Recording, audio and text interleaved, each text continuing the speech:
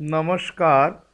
আমরা যে ইউটিউব প্রাণারাম বাংলা তথা প্রাণারাম যে সমস্ত চ্যানেল আছে, প্রাণারাম সঙ্গীত, প্রাণারাম ইংলিশ, হিন্দি, প্রাণারাম বাংলার মতো মতো এই চ্যানেলগুলোর যারা দর্শকবৃন্দ আছেন, শুধু দর্শকবৃন্দ, রামকৃষ্ণ বিবেকানন্দ ভাবানুরাগী, রামকৃষ্ণদেব মাসারদার ভক্ত, শিষ্য, অনুরাগী, তাদের সকলকে আগের আগের পর্বের মতো এই পর্বে অর্থাৎ ষষ্ঠ পর্বে স্বাগত জানাচ্ছি।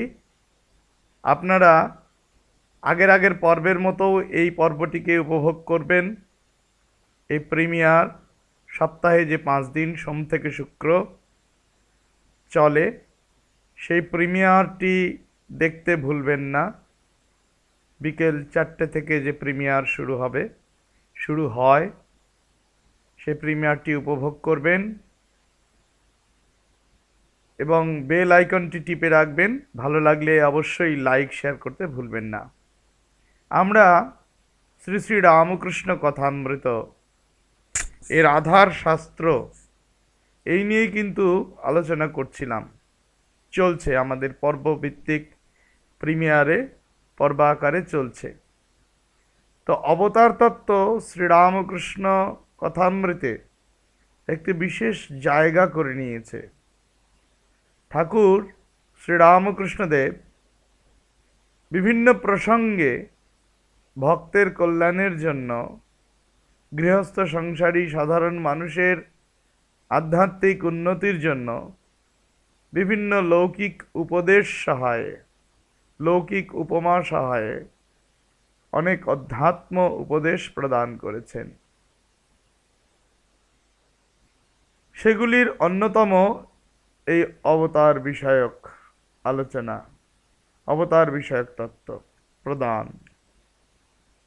আমরা ভগবানকে চিনব কি করে? সাধারণ জীব, ঠাকুরের ভাষায় কলিতে অন্নগত প্রাণ, তাতে আবার স্বল্পায়ু। এই স্বল্পায়ু অন্নগত প্রাণ জীব কি করে এই অল্প সময়ে ঈশ্বরের স্বরূপ চিনে যাবে, ঈশ্বরকে জানতে পারবে, বুঝতে পারবে? এটা তো অসম্ভব। তার জন্য ভগবান কি করলেন? ভগবান সহজ সরলভাবে শাস্ত্রনিহিত গূঢ় তত্ত্বগুলোকে সাধারণের উপযোগী করে উপদেশ হিসেবে প্রদান করলেন। সেই উপদেশ সকল, সেই কথামৃত সকল শ্রী শ্রী রামকৃষ্ণ কথামৃত নামক গ্রন্থে সংকলন করে ধরলেন বা লিপিবদ্ধ করলেন মাস্টারমশাই শ্রীযুক্ত মহেন্দ্রগুপ্ত। এই মাস্টারমশাইয়ের অসাধারণ পাণ্ডিত্য, একাধিক বিষয়ে পাণ্ডিত্য আমরা জানি। সংসারের জ্বালায় ইনিও জ্বলছিলেন, আত্মহত্যার পথ বেছে নিচ্ছিলেন, কিন্তু আত্মহত্যা করা তার হয়নি। তিনি অমৃতের সন্ধান পেয়েছেন। বাগান বাড়ি দেখতে এসেই মহাপুরুষের সান্নিধ্য পেয়েছেন শ্রীরামকৃষ্ণ, যেখানে আবার আসতে তার মন চাইছে। মহাপুরুষ শ্রীরামকৃষ্ণ, ভগবান শ্রীরামকৃষ্ণ তাকে আসতে বলছেন, আবার এসো। তিনি বলছেন, পরবর্তীতে লিখছেন, তার কথা অমৃতেই পাই, কেন যেন আবার সেখানে যেতে মন চাইছে, মন ছুটে যাচ্ছে, তার কাছে মনটা ছুটে যাচ্ছে। এই হচ্ছেন শ্রীরামকৃষ্ণ। আর সেই রামকৃষ্ণের দুর্নিবার আকর্ষণ হৃদয়ে অনুভব করলেন মাস্টারমশাই মহেন্দ্রগুপ্ত, যিনি শ্রীম এই সংক্ষিপ্ত এই নামে, এই ছদ্ম নামে বলতে পারি, এই শ্রী শ্রী রামকৃষ্ণ কথামৃত আমাদের উপহার দিলেন। তব কথামৃতম তত্ত্বজীবনম কবিভিරීড়িতম কল্মষাপহম শ্রবণমঙ্গলম শ্রীমদাততম ভুবি গৃহন্তি ये ভুরিদা জনা। এই যে কথামৃত, এটি যিনি পরিবেশন করেন তিনি ভুরিদাতা। শ্রবণ মঙ্গল, শোনামাত্রে মঙ্গল, এই কথামৃত কিন্তু তিনি আমাদের দিলেন, তিনি ভুরিদা। ভুরিদা ভুরি দ, এক বচনে ভুরি দ, প্রথম আর এক বচন। যদি বহু বচন করি, অনেক জন, অনেক ব্যক্তি, ভুরি দাহা। ভুরি দাতা হচ্ছেন শ্রীম মাস্টারমশাই, তিনি কথামৃত আমাদের দিয়েছেন। এই অবতার তত্ত্ব বলতে গিয়ে এর আগের দিন যে পর্যন্ত বলা হয়েছিল, সেটি ছিল 23 নম্বরে একটি উপদেশ, অবতার তত্ত্ব বিষয়ক, যেখানে শাস্ত্র প্রামাণিকতা রয়েছে। আগের উপদেশগুলোর মতোই শাস্ত্র প্রামাণিকতা আমরা খুঁজে পাব এই 23 নম্বর উপদেশটিতে। ওইটি একটু ঝালিয়ে নিয়ে আবার আমরা পরের উপদেশে মন দেব, মনোনিবেশ করব। ঠাকুর বলেছিলেন অগ্নিতত্ত্ব আছে কাঠে বেশি, ঈশ্বর সর্বভূতে আছে বটে, কিন্তু মানুষে খুঁজবে। ঠাকুর বলছেন ঈশ্বর তত্ত্ব মানুষে খুঁজবে, মানুষে তার বেশি প্রকাশ। শক্তিরই অবতার, অবতারের ভিতর দিয়ে তার শক্তি প্রকাশিত হয়, অবতারের ভিতর তার শক্তি বেশি প্রকাশ। এই যে ব্যাপারটা, এই ভাবটা শ্রী শ্রী রামকৃষ্ণ উপদেশে আমরা পাচ্ছি। অবতার পুরুষ, সিদ্ধ পুরুষ এবং জীবের মধ্যে যে প্রভেদ, এই শক্তিরই প্রভেদ, মানে শক্তিরই ভেদ, অন্য কোথাও ভেদ নেই। লঘু ভাগবতামৃত অনুযায়ী এই উপদেশটির সাম্য এর আগের দিন বলেছিলাম, এর সাম্য আমরা খুঁজে পেয়েছিলাম। সেই হিসাবে এটি লঘু ভাগবতামৃত অনুসারী একটি প্রামাণিক উপদেশ বলতে পারি। লঘু ভাগবতামৃতে আমরা পাচ্ছি শক্তিরৈশ্বর্য মাধুর্য কৃপা তেজো মুখাগুণা শক্তের ব্যক্তি তথা ব্যক্তি তারতম্যস্য লক্ষণম। শক্তি ব্যক্তি অব্যক্তি, শক্তির প্রকাশ এবং অপ্রকাশ, এর মধ্য দিয়েই তারতম্য বোঝা যায়। কার মধ্যে শক্তির প্রকাশ বেশি, কার মধ্যে শক্তির প্রকাশ ক্ষীণ, শক্তির প্রকাশ লক্ষ্য করা যাচ্ছে না। এভাবেই কিন্তু জীবের সঙ্গে, ইতর জীবের সঙ্গে মনুষ্য প্রাণী এবং মনুষ্য থেকে উন্নত মনুষ্য সিদ্ধ পুরুষের সঙ্গে অবতার পুরুষের এই যে শক্তির পার্থক্য, এ কিন্তু শক্তির প্রকাশেই, শক্তি নিয়েই সব কিছু। শক্তির প্রকাশের তারতম্য অনুযায়ী এ কিন্তু প্রভেদ অবতার পুরুষ, সিদ্ধ পুরুষ এবং মানুষের মধ্যে। এই অদ্ভুত একটি প্রামাণিক উপদেশ, এর সাম্য আমরা লঘু ভাগবতামৃতে পেলাম। পরের আজকে নতুন একটি উপদেশ আমরা আলোচনা করতে পারি। বলছেন যদি বলো তা যার ক্ষুধা, যদি বলো যার ক্ষুধা, তৃষ্ণা, রোগ, শোক, এই সব জীবের ধর্ম অনেক আছে, তারে কেমন করে অবতার বলবো? যার ক্ষুধা আছে, তৃষ্ণা আছে, শোক আছে, রোগ আছে, এই সব জীবের ধর্ম আছে, তিনি আবার ভগবান কিসের? তাকে অবতার বলবো কেমন করে? দেখো, পঞ্চভূতের ফাঁদে ঠাকুর আবার বলছেন, নিজে ভক্তের প্রশ্নটা নিজে তুলে ধরলেন। ভক্তের মনে এই জিজ্ঞাসা আসতে পারে, সাধারণ আমরা ভক্ত, আবার ভক্তদের সমাধানও দিয়ে দিচ্ছেন ঠাকুর। পঞ্চভূতের ফাঁদে ব্রহ্ম পড়ে কাঁদে, পূর্ণ ব্রহ্ম রামচন্দ্র, যিনি সীতার শোকে কাতর হয়ে কাঁদতে লাগলেন। রামচন্দ্র পূর্ণ ব্রহ্ম হওয়া সত্ত্বেও সীতার শোকে কেঁদেছিলেন। এই যে এটি 1 নম্বর অংশ উপদেশে। তারপরেই বলছেন হিরণ্যাক্ষ বধ করবার জন্য, হিরণ্যাক্ষকে আমরা জানি হিরণ্যকশিপু নামক দৈত্য, প্রহ্লাদের পিতা, তার দাদা ছিলেন বড় ভাই হিরণ্যাক্ষ। এই হিরণ্যাক্ষ দৈত্যকে বধ করবার জন্য বরাহ অবতার এলেন। মৎস্য, কুর্ম, বরাহ, নৃসিংহ, এই ক্রমে আমরা 10 অবতারের কথা পাই। যে ভগবান বরাহ অবতারে এলেন হিরণ্যাক্ষ দৈত্যকে বধ করতে, কিন্তু নারায়ণ হিরণ্যাক্ষ বধ করেও কতকগুলি ছানা পোনা নিয়ে আনন্দে বরাহ হয়ে রইলেন। এটা উদাহরণ হিসেবে এই হিরণ্যাক্ষ বধের ঘটনাটিকে তুলে ধরছেন ঠাকুর, যে পঞ্চভূতের ফাঁদে ব্রহ্ম পড়ে কাঁদে, সাধারণ মানুষের মতোই আচরণ করে, কান্নাকাটি, রোগ শোক, ক্ষুধা তৃষ্ণা। উদাহরণ হিসেবে হিরণ্যাক্ষ বধের সময় যে বিষ্ণু বরাহ অবতার হয়েছিলেন, হিরণ্যাক্ষ বধ হয়ে গেল, কিন্তু তার আর যাওয়ার নাম নেই, স্বধামে ফেরার নাম নেই। কতকগুলি ছানাপোনা নিয়ে আনন্দে বরাহ হয়ে রইলেন। তিনি নিজের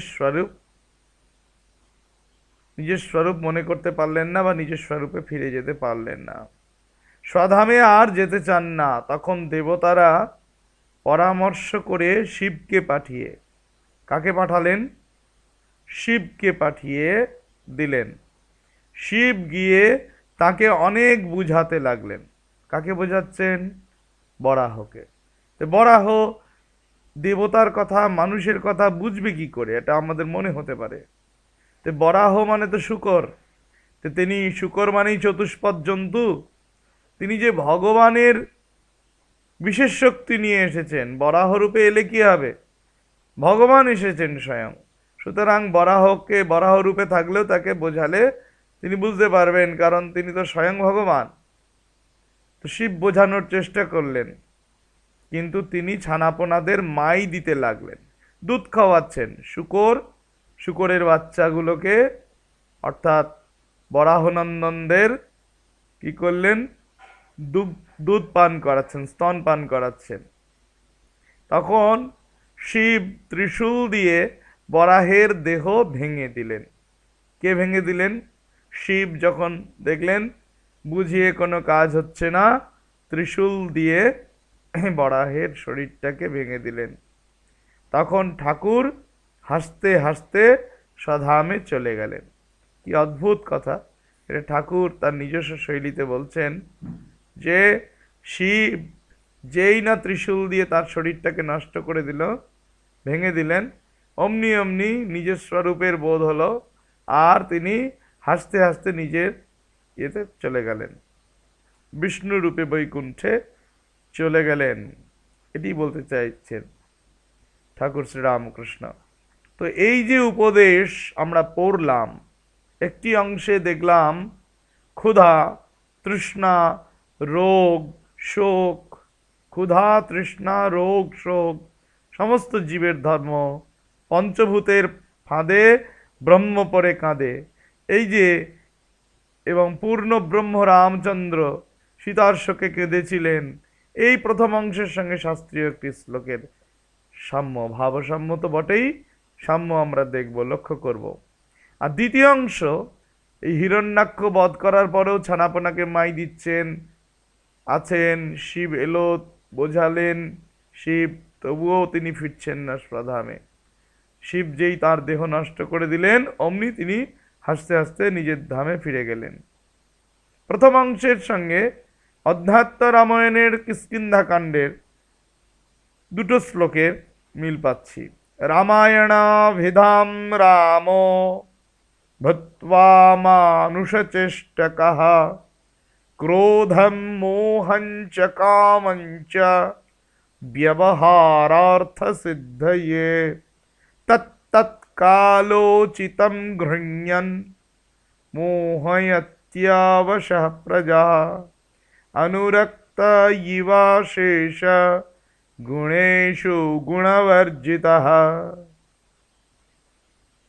আর কি, এই অধ্যাত্ম রামায়ণে যেন ঠাকুরের অনুরূপ কথাটাই আছে, কিছু শব্দগত পার্থক্য, যে কাম, ক্রোধ, এগুলো ইঙ্গিতে, এই কথাগুলো ঠাকুরের এখানে কথায় পাচ্ছি না, কিন্তু আছে, ওই কথাগুলোর সঙ্গে এটার ভারসাম্য আছে।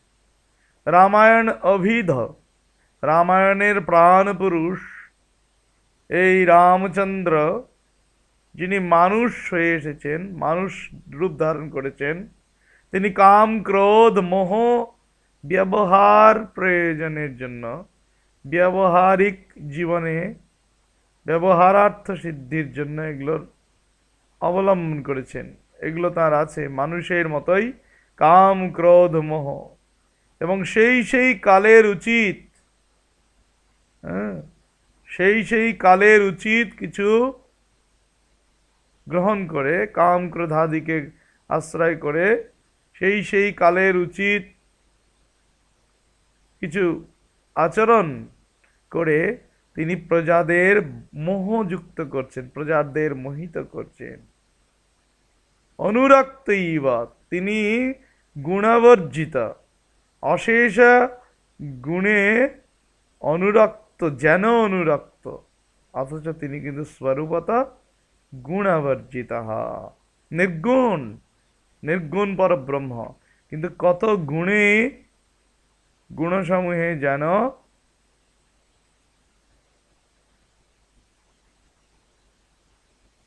কত গুণ বিভূষিত, কত গুণ তার, কিন্তু তিনি নির্গুণ, গুণবর্জিতা।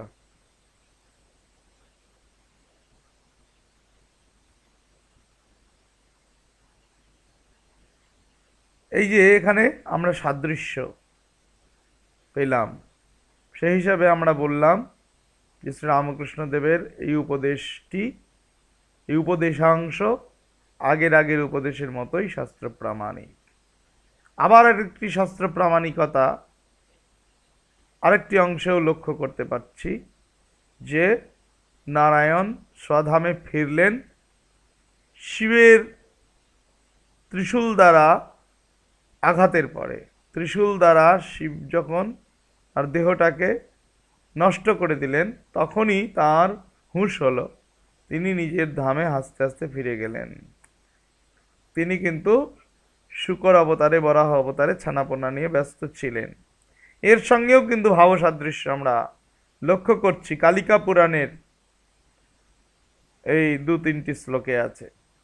সতে পুত্রৈ পরিবারিতো বরাহো ভার্যয়া সহ রমমাণস্তদা কায়ত্যাগং নৈবাগণদ্বিজः শঙ্করः প্রাহ সর্বেষাং वाराहं कल्पितं विभो तत्ते पूर्णं कृतं पृथ्वी यथावत् स्थापिता त्वया तस्मात्त्वं त्यज वाराहं शरीरं जगतं पते।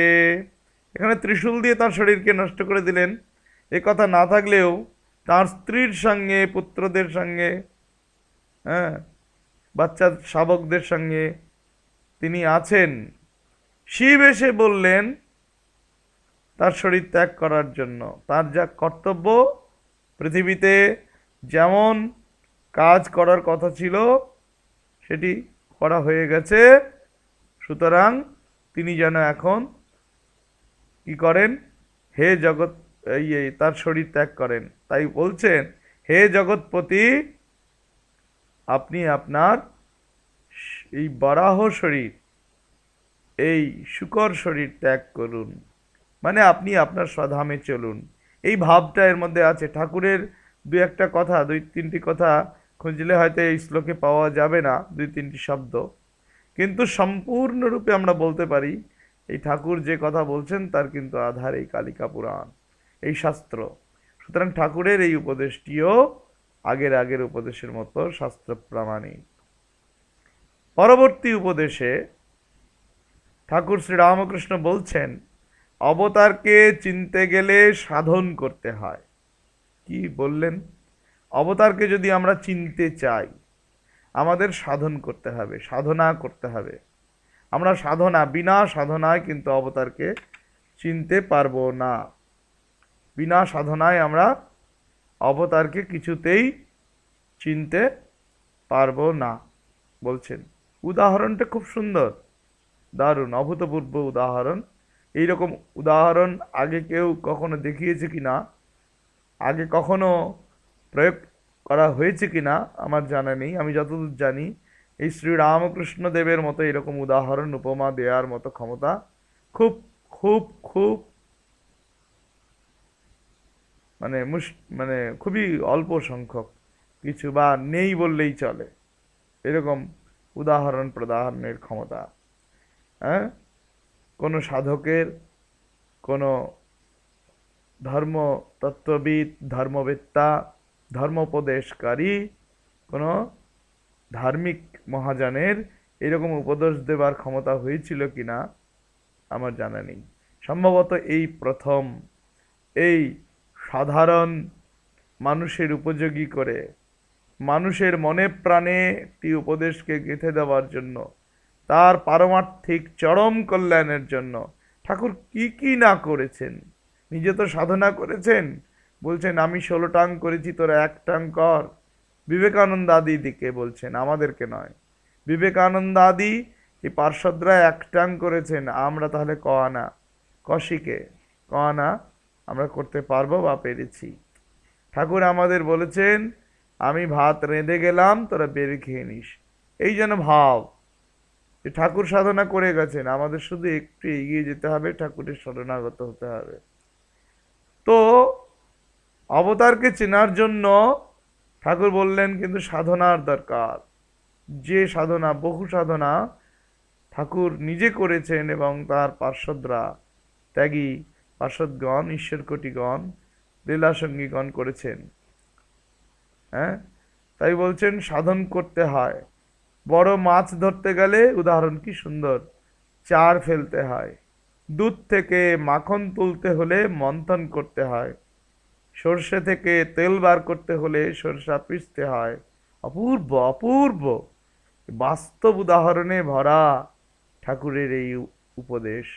যত শুনি তত মন যেন পূর্ণ হয়ে যায়, মন যেন আর সেখান থেকে, সেই বিষয় থেকে অন্য কোনো বিষয়ে যেতে চায় না। যে মুহূর্তে কথামৃত পড়া হয়, পাঠ করা হয়, শ্রবণ করা হয়, সে মুহূর্তে মনটা আমাদের কত যেন শুদ্ধ হয়ে যায়। এই মনটাকে শুদ্ধ করাই তো লক্ষ্য। ঠাকুর তো বলছেন আমাদের মনটাকে শুদ্ধ করতেই হবে, যেন তেন প্রকারেণ আমাদের মনটাকে শুদ্ধ করতে হবে। ধোপা ঘরের এই কাপড়, মনটা একটি সাদা কাপড়, তাকে যে রঙে ছোপাবে সে রঙে ধারণ করবে। মানে যদি এই একটি মনকেই যদি তুমি বিষয়াসক্ত করে তোলো, বিষয়ী মন হবে। এই মনেই যদি সৎসঙ্গ করো, ভগবানের নাম গুণগান করো, জপ ধ্যান আদি প্রার্থনা করো, তো মন ভক্তের মনে পরিপূর্ণ হবে, ভক্তের মনে পরিণত হবে। ভাগবত মন বলতে পারি, যেমন ভাগবতী তনু বলতে পারি, ভাগবত শরীর বলতে পারি, ভাগবত মন হয়ে যাবে। মনটি কি হবে? ঈশ্বরের হবে, শুদ্ধ মনে পর্যবসিত হবে। শুদ্ধ মন, শুদ্ধ বুদ্ধি, শুদ্ধ আত্মা, এক কথা ঠাকুর বলছেন অন্যত্র। তো যাই হোক, এই মন মনেতেই বদ্ধ, মনেতেই মুক্ত, ঠাকুরের কথায় আমরা পাই। তো সুতরাং এই মনটাকে কি করতে হবে? তুলতে হবে। মনটাকে তুলে নিয়ে সাধন করতে হবে। মাছ ধরতে গেলে চার ফেলতে হয়, দুধ থেকে মাখন তুলতে হলে মন্থন করতে হয়, সর্ষে থেকে তেল বার করতে হলে সরষা পিষতে হয়, মেথিতে হাত রাঙা করতে হলে মেথি বাটতে হয়। মেথি বেটে, আগে এখন মেহেন্দি করছে, হচ্ছে মেথি বেটে হাত রাঙা হতো, হাতে রং করা হতো। সুতরাং এই অপূর্ব অপূর্ব উদাহরণ এত বাস্তব, সহজ, সরল, সাবলীল, সাধারণ ভক্তের হৃদয়কে আকর্ষণ করে, মনকে টেনে নিয়ে যায়, ভগবানমুখী করে। যেটা বললাম, বিষয়ী মনকেও টেনে তুলে ভগবানমুখী করে। হাজার হাজার বছরের অন্ধকার ঘরে একটি দেশলাইয়ের কাঠি জ্বালা মাত্রেই আলোক দেখা যায়, সেই ঘরটি মুহূর্তে আলোকিত হয়ে পড়ে। ভগবানের কৃপা শুধু কামনী কাঞ্চন ত্যাগী, শুদ্ধ সত্য ত্যাগী ভক্তদেরই উপর বর্ষিত হবে এমন নয়। ভগবান যদি ইচ্ছা করেন, হাজার হাজার বছরের অন্ধকার ঘর আমাদের এই শরীর, মন, আমাদের এই শরীর, আমরা যারা আছি কাম কাঞ্চন আসক্ত সংসারে আবদ্ধ হয়ে পড়েছি, যদি ভগবানের একটু শরণাগত হয়ে একটু কৃপা কটাক্ষ লাভ করতে পারি, আমরাও কিন্তু ভগবানের এই উপদেশ যদি স্মরণ মনন করি, নিত্য পাঠ করি, সেটি নিয়ে স্মরণ মনন এবং ধ্যানাদি করার চেষ্টা করি, ভগবানের কাছে প্রার্থনা করি তার শরণাগত হয়ে, তাহলে নিশ্চয়ই ভগবান কৃপা করে আমাদের মনের মলিনতা দূর করে দেবেন এবং আমরা কিছু হলেও এগিয়ে যেতে পারবো ভগবানের দিকে। আমাদের মনটা ভগবানমুখী হবেই। এই ভগবানমুখী বিষয়ী মনকে ভগবতমুখী করার জন্যই ঠাকুর কিন্তু এত সহজ সরলভাবে কঠিন তত্ত্বকে সাধারণের হৃদয়ে ঢুকিয়ে দেওয়ার চেষ্টা করছেন, সাধারণকে বোঝানোর চেষ্টা করছেন, এত বাস্তব উপমা প্রয়োগ করছেন। সাধনাটা কিরকম? আর কিছু নয়, মাছ ধরা ছিপ ফেলে, বড় চার দিয়ে মাছ ধরা, দুধ থেকে মাখন তোলা, দই পেতে নির্জনে সেটা থেকে মন্থন করবে, করে মাখন তুলবে, এই খাটনিটা করতে হবে।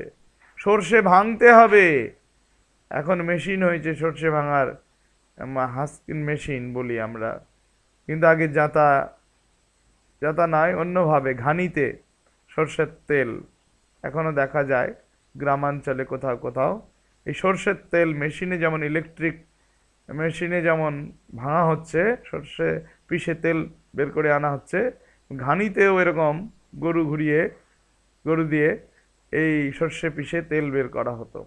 আর মেথি বেটে নিয়ে, পাটায় বেটে, শিলপাটা শিলনোড়া আমরা বলি, এই পাটাতে বেটে মেথি থেকে রং তৈরি করে আগে রং করা হতো। এখন তো মেহেন্দি কিনতে পাওয়া যায়, বিয়ে বাড়িতে মেহেন্দি রং করা হয়, কোণে সাজানো হয়, কিন্তু মেথি বেটেও হাত রাঙা করা হতো, মানে হাতটিকে সাজার জন্যই হোক, বা হাতটিকে কারো হয়তো গায়ের রং একটু উজ্জ্বল করবে, হাতটিকে একটু পরিষ্কার পরিচ্ছন্ন করবে, একটু সাজগোজই বলা চলে, মেথিটি বাটা হতো।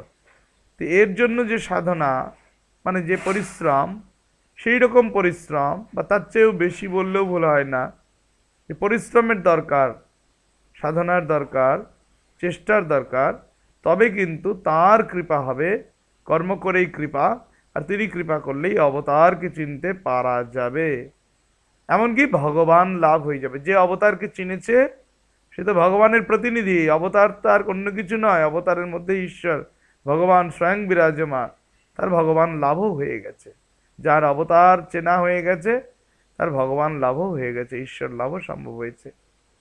সুতরাং এই যে কথাগুলো ব্যাখ্যা করা হলো ঠাকুরের এই উপদেশামৃত, এর অদ্ভুত মিল আমরা দেখতে পারি গরুড় পুরাণে। এই একটি অংশেরই মিল এখানে দেখানো হয়েছে একটি শ্লোকে, নবনীতম যথা দধ্ন জ্যোতি কাষ্ঠাদপি ক্বচিৎ মন্থনৈ সাধনৈরেবং পরং জ্ঞাত্বা সুখী ভবেৎ। অদ্ভুত! ঠাকুর এই গরুড় পুরাণ প্রভৃতি এত এত শাস্ত্র কিন্তু পড়েননি, কি করে বললেন? আমরা তো অবাক হয়ে যাই, অবাক হওয়ারই কথা। কি করে সম্ভব একজন মানুষের পক্ষে এত উপদেশ প্রদান করা, যার আধার শাস্ত্র? শাস্ত্র না পড়ে একজন সাধারণ স্বল্প শিক্ষিত, কেবলমাত্র বলা যেতে পারে নাম স্বাক্ষর করতে পারতেন, বা কিছু কিছু কথা তার মুখস্থ, কিছু কিছু পড়াশোনা তার হয়েছে, পাঠশালার পাঠ, সে নিয়ে এই কঠিন শাস্ত্র কথা, শাস্ত্র উপদেশ কি করে ঠাকুর দিচ্ছেন সাধারণকে? একটা প্রশ্ন জাগতেই পারে আমাদের মনে। এর উত্তর একটি, যে তিনি স্বয়ং ভগবান বললে ভুল হবে না, তিনি স্বয়ং অবতার এবং তার সাধনার দ্বারা হৃদয় বেদ উন্মোচিত হয়েছে, তিনি পরম সত্যকে উপলব্ধি করেছেন, সেই উপলব্ধ সত্যকে জগন্মাতার ইচ্ছায় তিনি জগতে প্রসার করছেন। মা দেখিয়ে দিয়েছেন, শ্রীরামকৃষ্ণ বলেন যে মা দেখিয়ে দিয়েছেন, মা এটা করালেন, মা এটা দেখালেন। তো এই মায়ের ইচ্ছায় মা রাস ঠেলে দিয়েছেন। এই যে ঠাকুর উদাহরণ দিচ্ছেন, আছে শ্রী রামকৃষ্ণ কথামৃতে, গ্রামে ধান মাপা হয়, রাম 2 3 এইভাবে ধান মাপছে, আর একজন পেছন থেকে ধান ঠেলে দিচ্ছে, ধানের রাশ ঠেলে দিচ্ছে। এই যে রাশ ঠেলে দেওয়া, কে যেন তাকে রাশ ঠেলে দেয় তার ভেতর থেকে, সেই পরম শক্তি, তাঁর কৃপায় তিনি সিদ্ধ মহাপুরুষ শুধু নন, তিনি স্বয়ং ভগবান।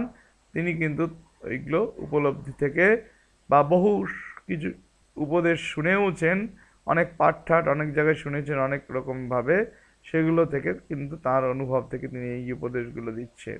এই উপদেশ দিতে গিয়ে তিনি অনেক বাস্তব উদাহরণ উপমা টেনে এনেছেন, যেগুলো লোক সমাজে হয়ে চলেছে, সেগুলো টেনে এনে খুব সহজ করে বুঝিয়ে দিলেন। সেই রকম উপমা আমরা গরুর পুরাণেও পেলাম।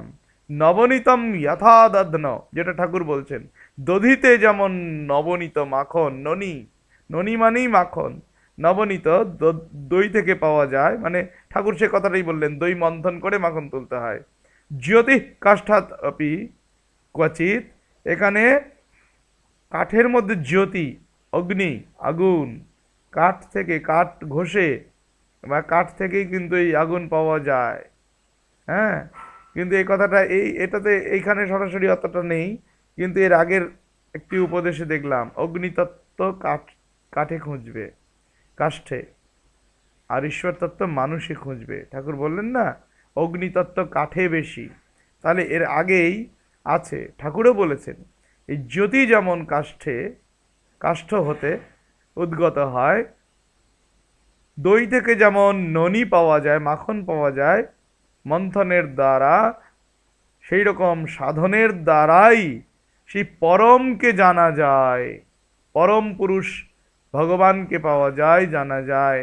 তাকে জেনে তাকে জানাও যা, অবতারকে দেখা, অবতার ঠাকুর বলছেন, তার মানে তাকে জানা যায় মানে অবতারকে চেনা যায়। এখানে আছে পরমকে জানা যায়, পরম পুরুষকে, ঠাকুর বলেন অবতারকে চেনা যায়। দুটোর মধ্যে সামান্য আক্ষরিক তফাৎ আছে, কিন্তু অর্থ এক, ভাবার্থ সম্পূর্ণরূপে মিল আছে ভাবার্থের দিক থেকে বিচার করলে। কারণ অবতার আর পরম পুরুষে বিশেষ তফাৎ কি? বিশেষ কোনো তফাৎ নেই। পরম পুরুষই অবতার শরীর ধারণ করে এসেছেন লোককল্যাণের জন্য, লোকশিক্ষার জন্য। সেই অবতার তত্ত্ব বা পরম তত্ত্বকে জেনে সুখী হয় সাধক, যদি সাধনা করে। যেমন মন্থনের দ্বারা দই পাওয়া যায়, দই থেকে মাখন পাওয়া যায়, তেমনি সাধনের দ্বারা পরম তত্ত্ব লাভ করা যায়। এই অভূতপূর্ব মিল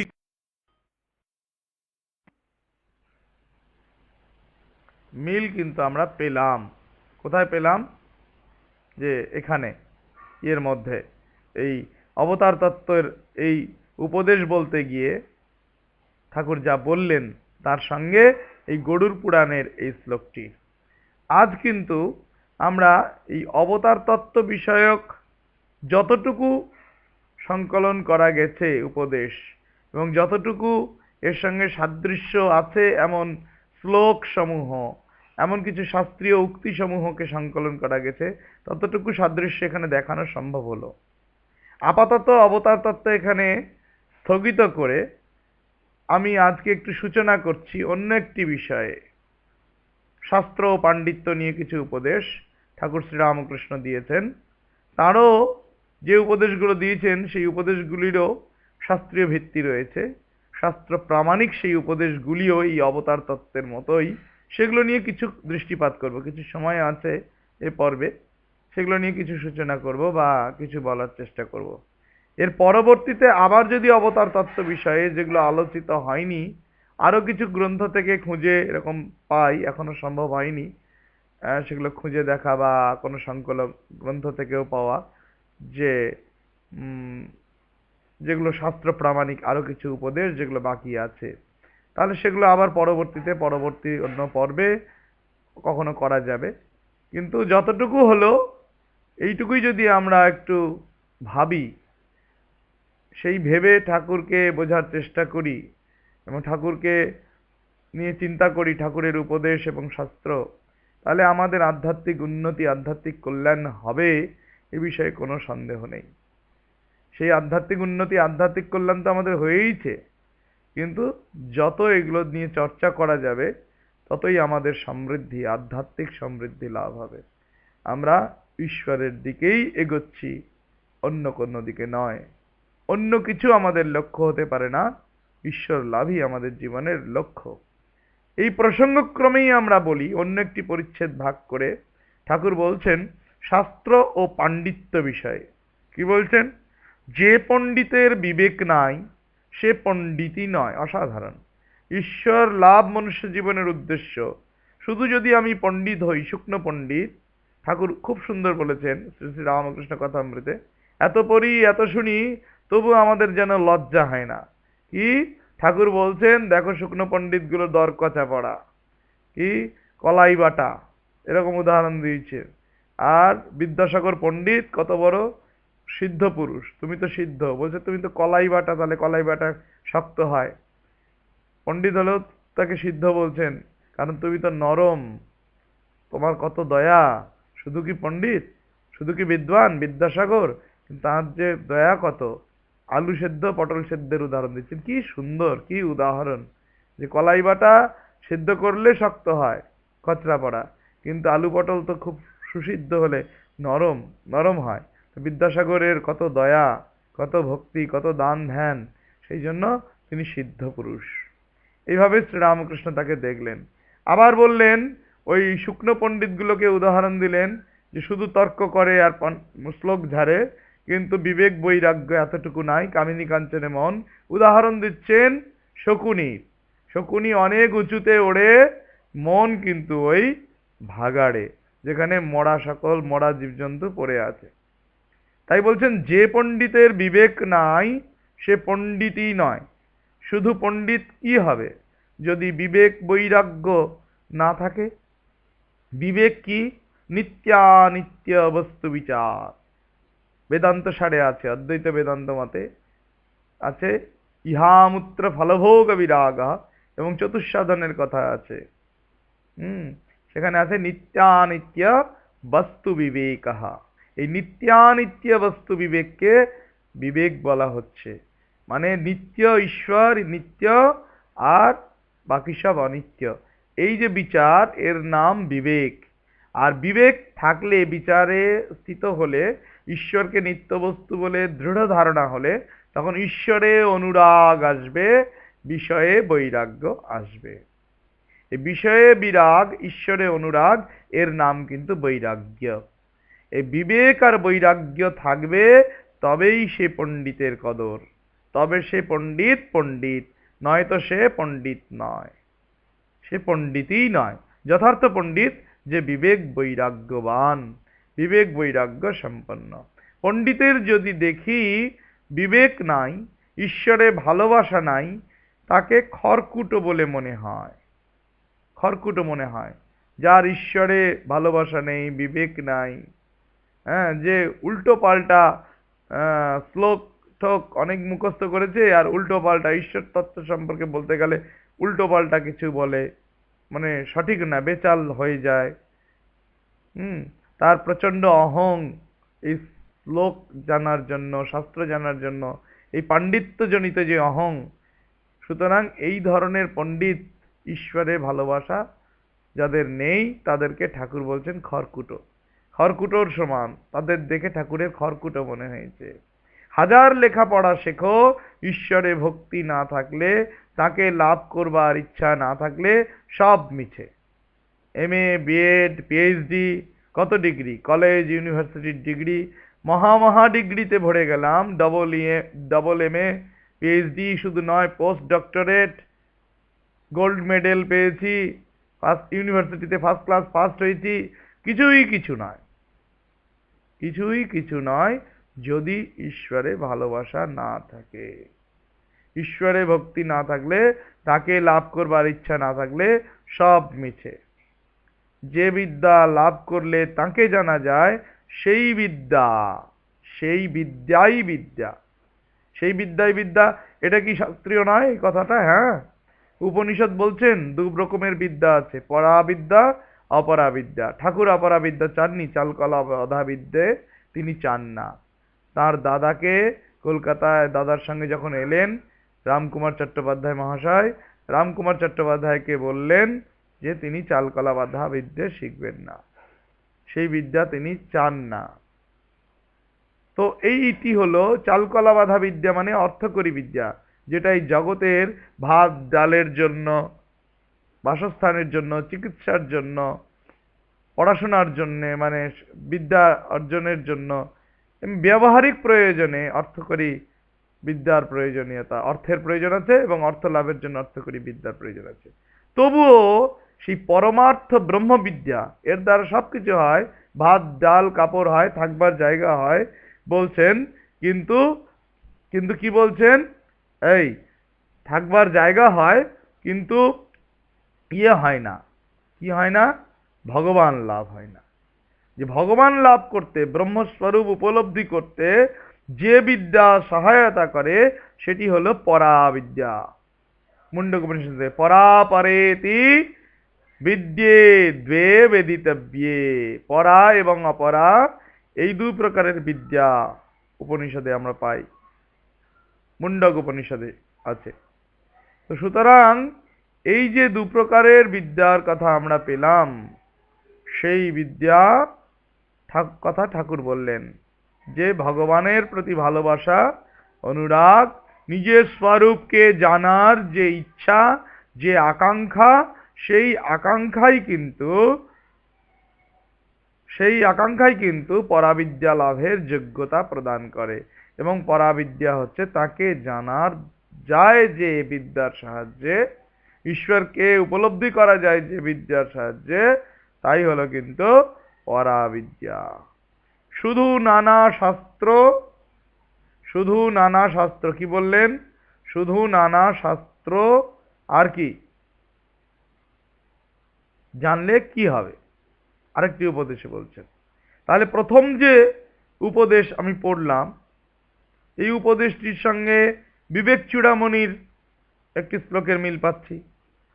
কি আছে বিবেক চূড়ামণিতে 65 নম্বর শ্লোকে, वाग वैखरी शब्दझरी शास्त्र व्याख्यान कौशलम वैदुष्यम विदुषाम तद्वत् भुक्तये न तो मुक्तये। वाग्वैखरी शब्दझरी शास्त्र व्याख्यान कौशलम वैदुष्यम विदुषाम तद्वत् भुक्तये न तो मुक्तये। বিবেক চূড়ামণিতে আছে, কি আছে, বাঘ বৈখরি, কি বলছেন, বাঘ বৈখরি, মুখে ফুলঝুরি, ফুলঝুরি আমরা বলি, মুখে মুখে যেন কথার খই ফুটছে, আমরা বলি না, এত কথা, শাস্ত্র ব্যাখ্যান, কথার পর কথা, শাস্ত্র কথা আলোচিত হয়ে যাচ্ছে, শব্দের জাল বিস্তার হচ্ছে, শব্দ রচনা হচ্ছে, নতুন নতুন সংস্কৃত শ্লোক রচনা হচ্ছে, আবার শ্লোক নতুন নতুন ভাষ্য রচনা হচ্ছে, সেই শব্দের ঝর্ণা ঝরিয়ে শাস্ত্রের ব্যাখ্যানের অভিনব কৌশল আবিষ্কার করা হচ্ছে, নতুন নতুন কৌশলে শাস্ত্র ব্যাখ্যা করা হচ্ছে, বৈদুষ্য প্রমাণ করা হচ্ছে, বিদুষাং বৈদুষ্যম, এই শব্দ ব্যাখ্যান কৌশলের মধ্য দিয়ে পণ্ডিতগণের পাণ্ডিত্য প্রকাশিত হচ্ছে, বৈদুষ্য প্রকাশিত হচ্ছে, যা কিছু হচ্ছে সব ভুক্তায়, ভোগের জন্য, সব কিছু কিন্তু এই নাম যশ খ্যাতি এগুলোর জন্যই শুধু, না তো মুক্তায়, মুক্তি ভক্তি হবে, ভক্তি লাভের জন্য, মুক্তি লাভের জন্য হচ্ছে না। এগুলো থাকলে মুক্তি হবে না, এগুলো থাকলে অহংকার যদি হয়ে যায়, এগুলো আছে কিন্তু আমার যদি অহংকার আসে, এগুলো নিয়েই আমি পড়ে থাকি, নিজের স্বরূপকে জানার জন্য সাধনা না করি, চেষ্টা না করি, সব বৃথা, আমার মুক্তি লাভ হবে না। সমস্ত কিছুই ভক্তির জন্য, মুক্তির জন্য নয়। একদম একদম মিল, আক্ষরিকভাবে মিল না থাকলেও ভাবসাম্য অসম্ভবভাবে এটার মধ্যে দেখতে পাচ্ছি বিবেক চূড়ামণির এই শ্লোকটির সঙ্গে শ্রীরামকৃষ্ণ দেবের এই শাস্ত্র পাণ্ডিত্য বিষয়ক উপদেশটির অভূতপূর্ব মিল এখানে রয়েছে। ঠাকুরের কথা প্রামাণিক এই উপদেশটি, এই কথামৃতটি।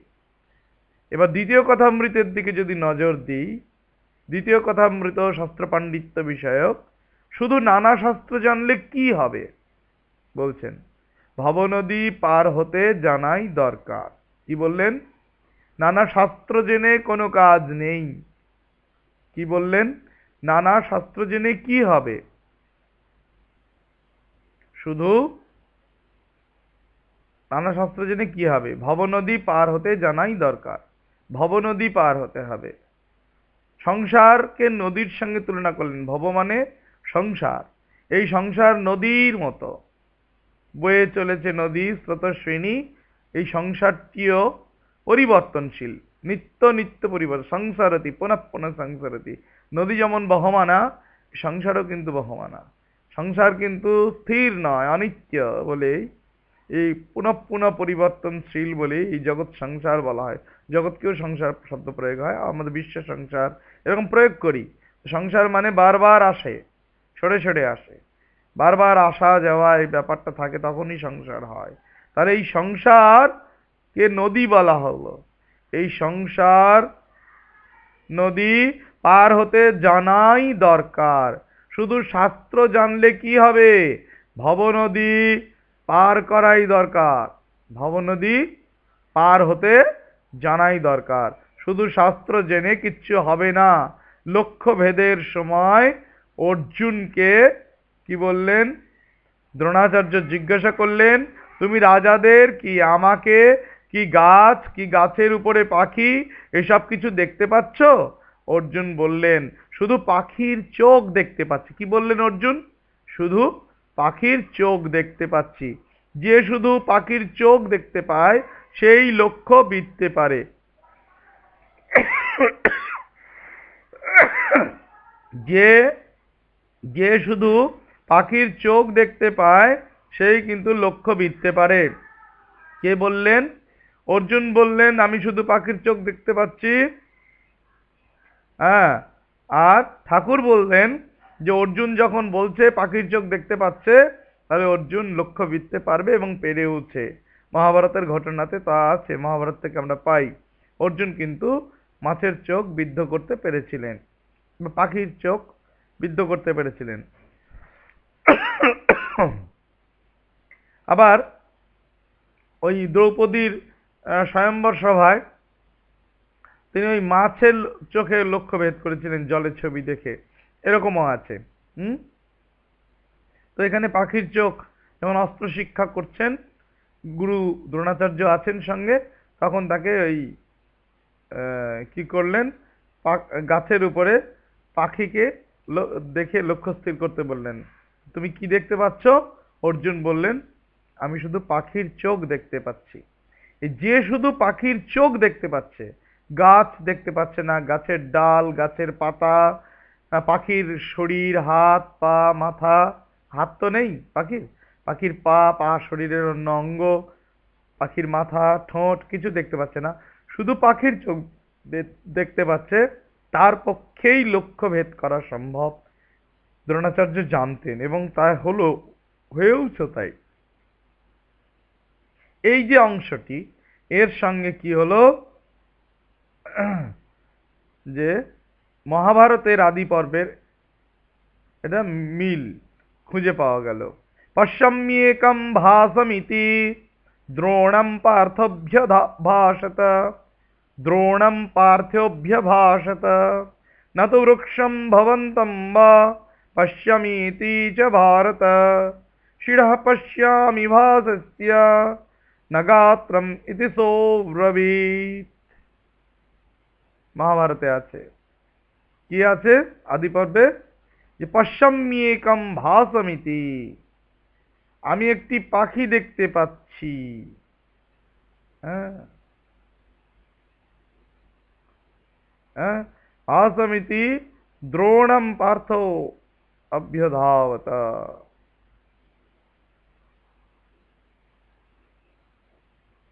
সেই পাখিকে দেখছি।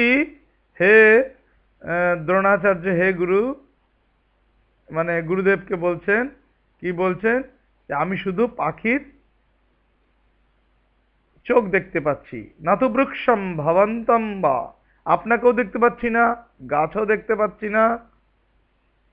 হে ভারত, হে ভারতবর্ষের প্রতিনিধি, এই অর্জুন দ্রোণাচার্যকেও এইভাবে সম্বোধন করলেন। শিরঃ পশ্যামি ভাসস্য না গাত্রমিতি সৌরবীত। আমি কিন্তু পাখির চোখটাই শুধু দেখতে পাচ্ছি, তার মাথা দেখতে পাচ্ছি না। তার শরীর দেখতে পাচ্ছি না। এই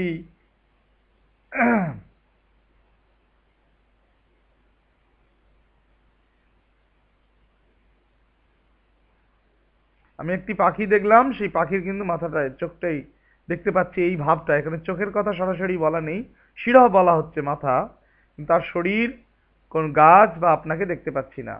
কিন্তু এইখানে দেখা গেল ঠাকুরের এই কথাটির সঙ্গে অপূর্বভাবে মিলে গেল, এবং ঠাকুরের এই উপদেশটিও শাস্ত্র প্রামাণিক, মহাভারতের আধারে এই উপদেশ প্রদত্ত বলে ঠাকুরের এই উপদেশটিও শাস্ত্র প্রামাণিকতার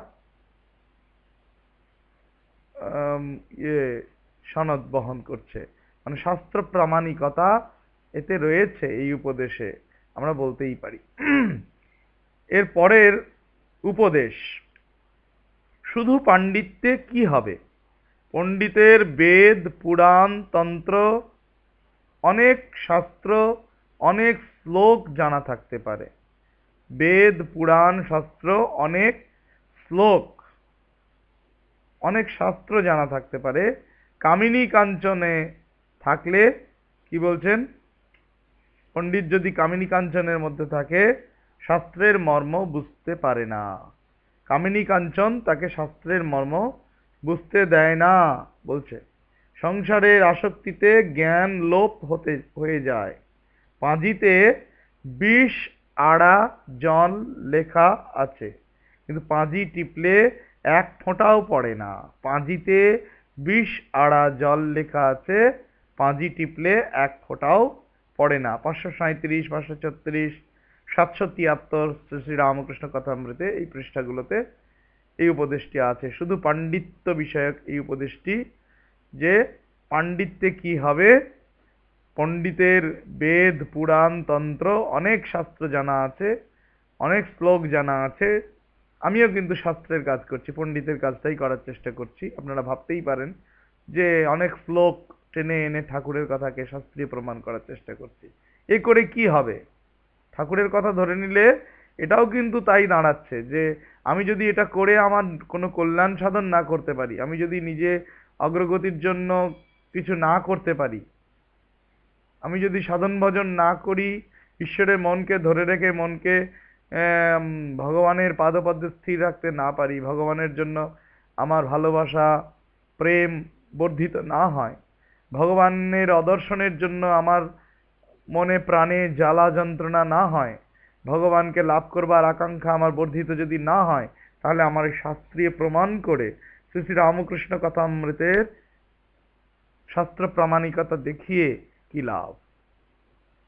এটার উদ্দেশ্য কিন্তু ওই একটাই, ভগবানের প্রতি প্রীতি, অনুরাগ বর্ধন। ভগবানের প্রতি প্রীতি বা অনুরাগ বর্ধন হলেই, অনুরাগ বাড়লেই আমরা ভগবানের সান্নিধ্য উপলব্ধি করতে পারবো, ভগবানকে পেয়ে কৃতার্থ হব, ধন্য হব। ভগবানকে পেয়ে আমাদের জন্ম সার্থক করব শুধু নয়, আমরা জন্ম মরণ চক্রের বাইরে যেতে পারবো, ভগবানের আশ্রয় নিয়ে শোক দুঃখের পারে যেতে পারবো, শোক মোহের পারে যেতে পারবো। সুতরাং আমাদের শুধু পাণ্ডিত্য প্রদর্শন লক্ষ্য নয়, এই শাস্ত্র প্রামাণিকতা প্রদর্শনের উদ্দেশ্যই এই যে ভগবানের কথায় পূর্ণ আস্থা, পূর্ণ বিশ্বাস, এটা শাস্ত্রীয়, সুতরাং এতে পূর্ণ আস্থা পূর্ণ বিশ্বাস আমাদের রাখতেই হবে। এ বিষয়ে সংশয় করলে আমাদের চলবে না।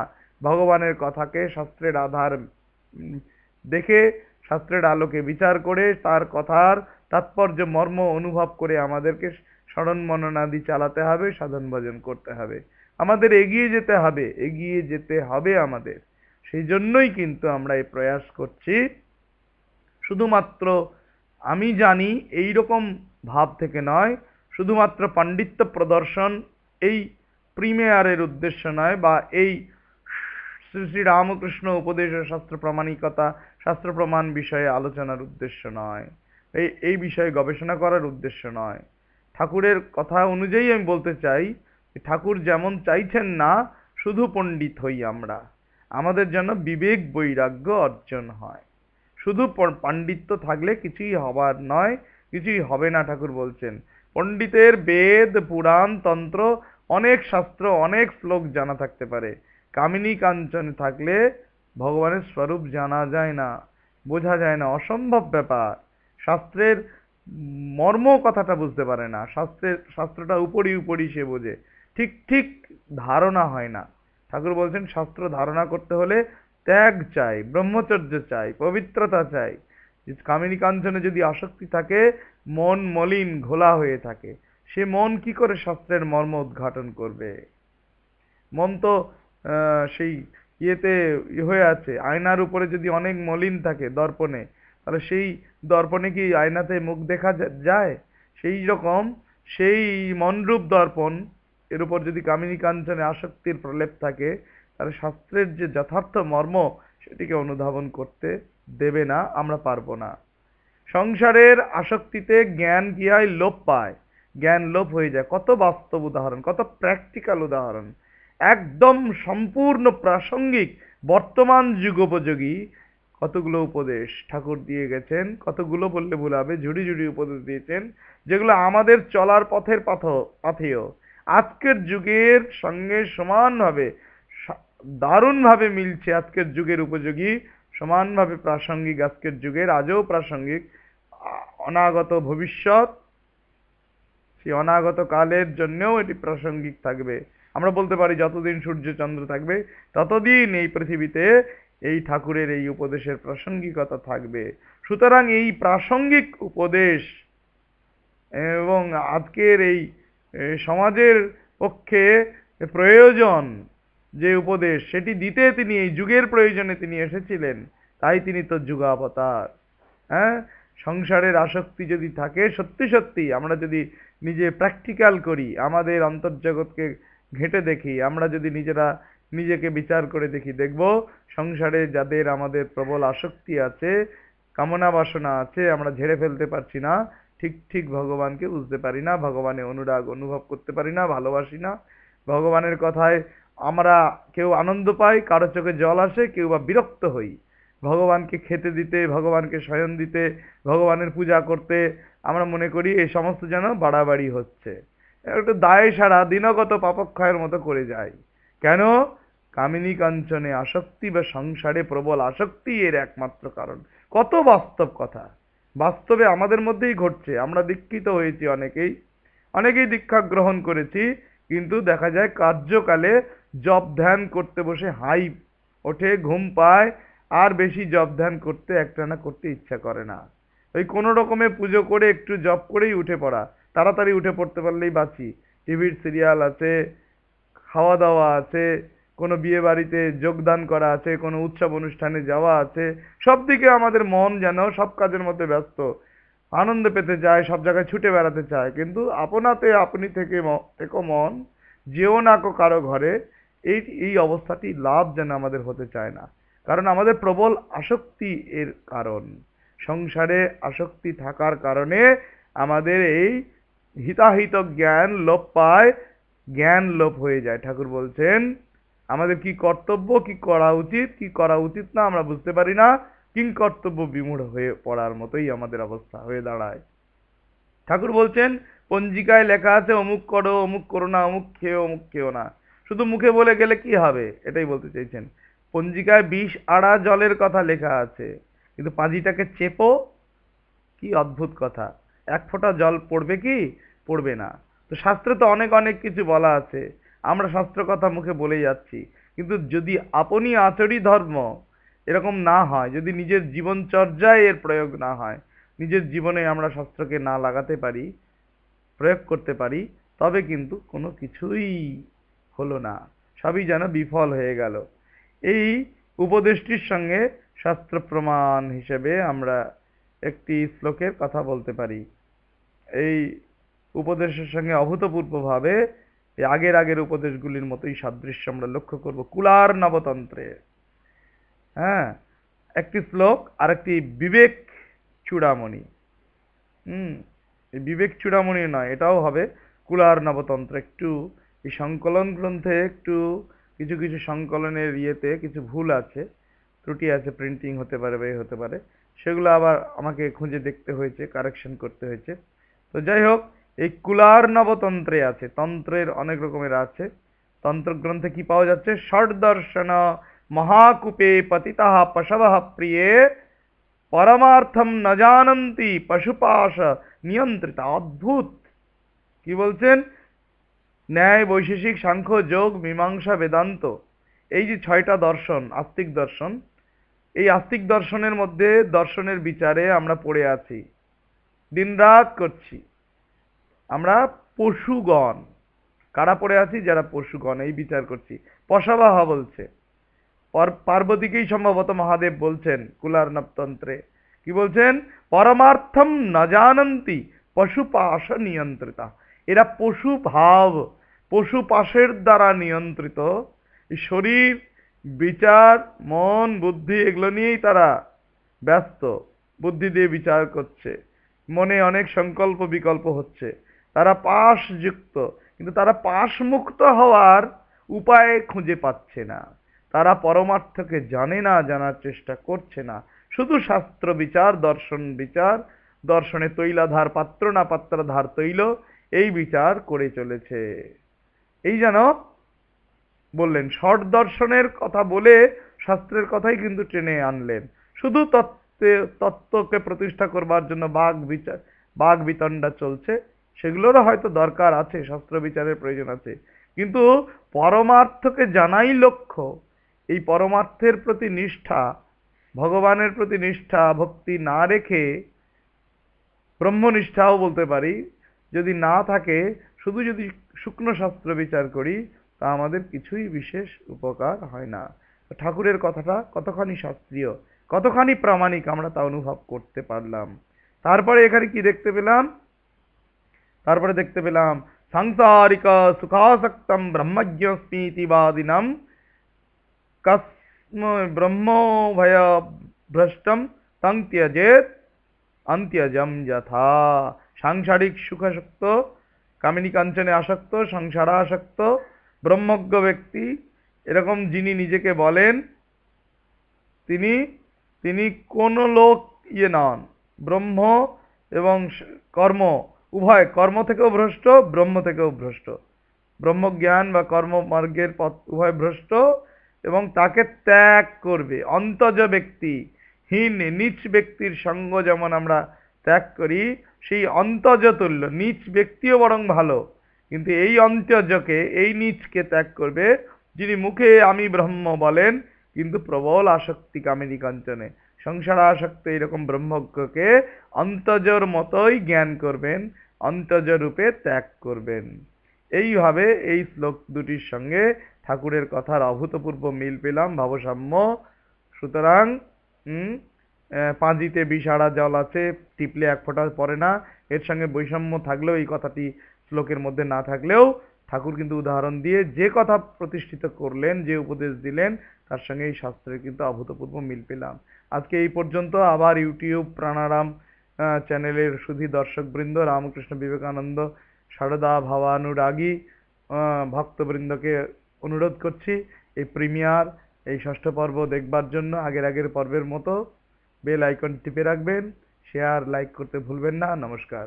ওম নিরঞ্জনম নিত্যম অনন্তরূপম ভক্তানুকম্পা ধৃত বিগ্রহং বৈ ঈশাবতারম পরমেশমিড্যম तं रामकृष्णं शिरसा नमामः। ओम शांति शांति शांति। हरिः ओम तत्सत्। श्रीरामकृष्णार्पणमस्तु।